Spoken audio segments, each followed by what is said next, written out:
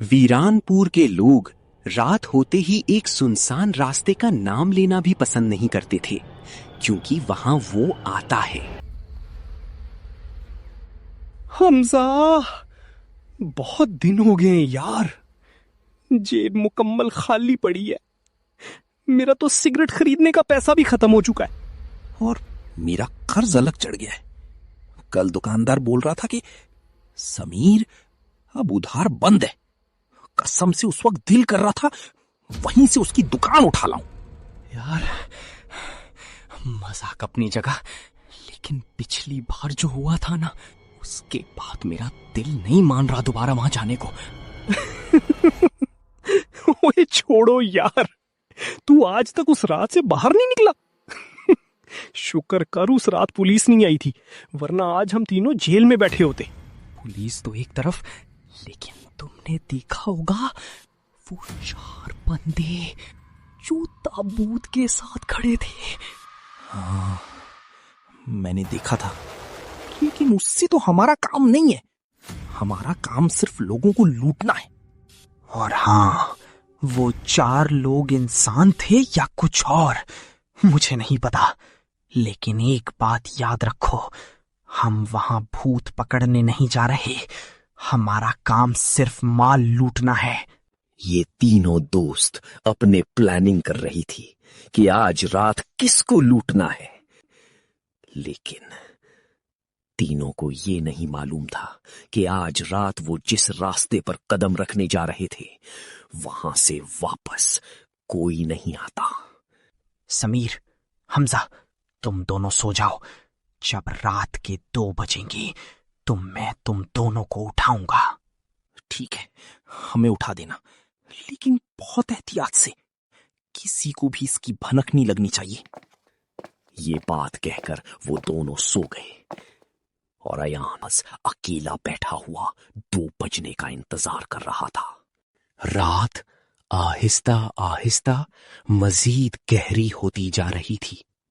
बाहर सन्नाटा इतना खौफनाक था कि हवा की सरसराहट भी किसी मरने वाले की आखिरी सरगोशी लग रही थी। चौकीदार की आंखें नींद से बोझल हो रही थीं। वो बार बार सर झटककर खुद को जगाने की कोशिश करता, मगर नींद उसके हवास पर हमला कर चुकी थी। अचानक कमरे के अंदर रखी पुरानी घड़ी जोर से बोलती है। रात के 2 बज चुके थे। अयान फौरन समीर और हमजा को झंझोड़कर उठाता है। समीर, हमजा, उठो, वक्त हो गया है। जैसे ही समीर और हमजा ने घबराकर आंखें खोली, सामने दीवार पर लगी घड़ी ठीक 2 बजा रही थी। बिल्कुल आवाज नहीं करना, बाहर चौकीदार बैठा है। इन तीनों के चेहरों पर खौफ और लालच दोनों साफ नजर आ रहे थे। वो तीनों दबे पांव दरवाजे की तरफ बढ़ते हैं। अयान बहुत एहतियात से कुंडी खोलता है। अचानक दरवाजे से की आवाज आती है। चौकीदार नींद में हिलता है। तीनों के दिल एक लम्हे के लिए रुक जाते हैं। वो तीनों वहीं पत्थर की तरह जम जाते हैं। अयान, ये तो जाग जाएगा। खामोश रहो। चौकीदार एक लंबी सांस लेता है और उसका सर एक तरफ ढलक जाता है। वो दोबारा गहरी नींद में चला जाता है और फिर वो तीनों साए की तरह दीवार के साथ साथ चलते हुए चौकीदार की नजरों से बचकर बाहर निकल जाते हैं। बच गए। अब सीधा काली खाई की तरफ चलो, इससे पहले कि पौ फूटने लगे। अब जल्दी चलो यहां से, ताकि चौकीदार को आवाज न जाए। आयान रुको, बहुत बड़ी गड़बड़ हो गई। अब क्या हुआ? क्यों रोक दिया हमें? यार, मैं अपना पिस्तौल वहीं तकिए के नीचे भूल आया हूं। क्या पागल हो गया है तू? इतना बड़ा काम करने जा रहे हैं और तू अपना हथियार ही भूल गया? बगैर पिस्तौल के हम क्या चोरियां करेंगे वहां? अयान, अब छोड़ो उसे, वापस मत जाओ। मेरा दिल कह रहा है कि अगर हम वापस मुड़े तो पकड़े जाएंगे। वैसे भी मुझे इस पिस्तौल से ज्यादा इस रास्ते से डर लग रहा है। चुप कर हमजा, डरपोक मत बन। बगैर पिस्तौल के वहां जाना खुदकुशी है। तुम दोनों यहीं रुको, मैं जाकर लेकर आता हूं। देख के जाना भाई, चौकीदार अभी वहीं बैठा होगा। तू बस दुआ करके वो जाग ना गया हो। तुम दोनों नजर रखो, मैं अभी आया। अयान एक बार फिर मौत के साए में कदम रखने जा रहा था। वो जानता था कि एक छोटी सी आहट भी उन सबको बर्बाद कर सकती है। अयान आहिस्ता आहिस्ता आगे बढ़ने लगा। अचानक किसी जानवर के रोने की खौफनाक आवाज पूरे माहौल में गूंज उठती है। चौकीदार फौरन उठकर सीधा बैठ जाता है। अयान वहीं सांस रोक लेता है। बस 1 मिनट और। चौकीदार इधर उधर देखता है, लेकिन वहां कुछ नहीं होता। वो दोबारा आंखें बंद कर लेता है। अयान फौरन मौका पाते ही अंदर जाता है और पिस्तौल लेकर वापस आ जाता है। ये रहा। अब चलो, यहां एक पल भी रुकना ठीक नहीं है। मान गए भाई तुझे। अब रास्ता साफ है, चलो सीधा काली खाई की तरफ। रात की सियाही अब खून जमा रही थी। ये तीनों दोस्त अपनी धुन में आगे बढ़ रहे थे, लेकिन वो नहीं जानते थे कि वो अपनी मौत की तरफ चल रहे हैं। अयान, वो जगह अब कितना दूर है? समीर, थोड़ी हिम्मत कर। बस आधा किलोमीटर और है, फिर वो कच्चा रास्ता शुरू हो जाएगा जहां लोग अक्सर अकेले गुजरते हैं। यार अयान, पैदल चल चल के टांगे दर्द कर रही है।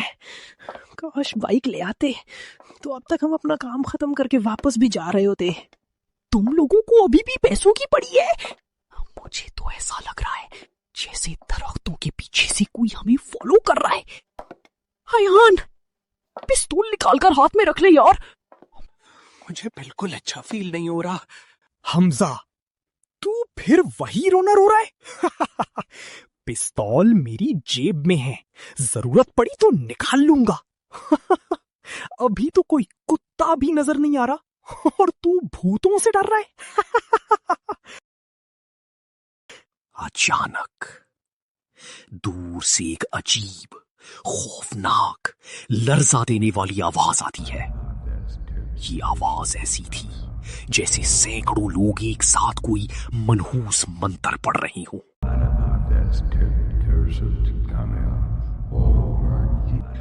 रुकना जरा, ये क्या आवाज है? मैंने कहा था ना अयान, यही वही आवाज है।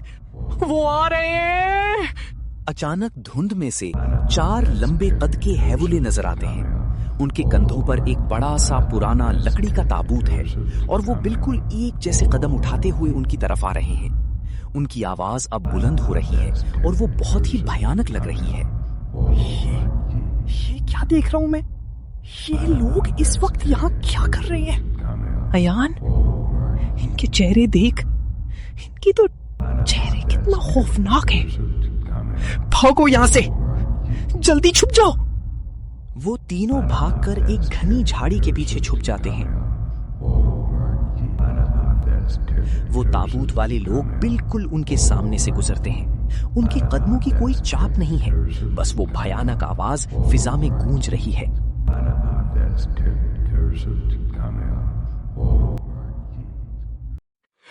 वो चले गए। वो आगे मुड़ गई हैं। शुक्र है हमें दिखा नहीं। यार अयान, ये क्या था? ये तो कोई इंसान नहीं लग रहे थे। क्या वीरानपुर की वो कहानियां सच्ची हैं? पता नहीं यार, लेकिन जो भी था बहुत अजीब था। अब हम यहां से जितना जल्दी हो सके निकल जाते हैं। चोरी वोरी छोड़ो, बस जान बचाओ। मैं तो पहले ही कह रहा था, चलो वापस मुड़ते हैं। वो जैसे ही वापस मुड़ने के लिए पीछे घूमते हैं, वही चारों लोग ताबूत के साथ बिल्कुल उनके सामने खड़े होते हैं।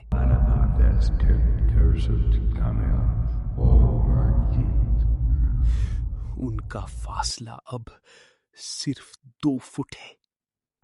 वही भयानक आवाज अब उनके दिमागों के अंदर गूंज रही है। ओए, ये तो अभी आगे गए थे, ये यहाँ कैसे आ गए? ये नहीं हो सकता। अचानक ताबूत का ढक्कन खुद ब खुद जोर से खुलता है। अंदर से एक ऐसी आवाज आती है जैसे हजारों रूहें एक साथ चीखी हों और एक तेज काली लहर बाहर निकलती है। खौफ की इंतहा ने उनके हवास छीन लिए। उनकी आंखों के सामने अंधेरा छा गया और वो तीनों वहीं मट्टी पर ढेर हो गए। जब सूरज निकला तो वीरानपुर की उस सड़क पर वो तीनों दोस्त नहीं मिले, बल्कि उनकी लाशें मिली। पुलिस वाला अयान के हाथ से वो पिस्तौल उठाता है।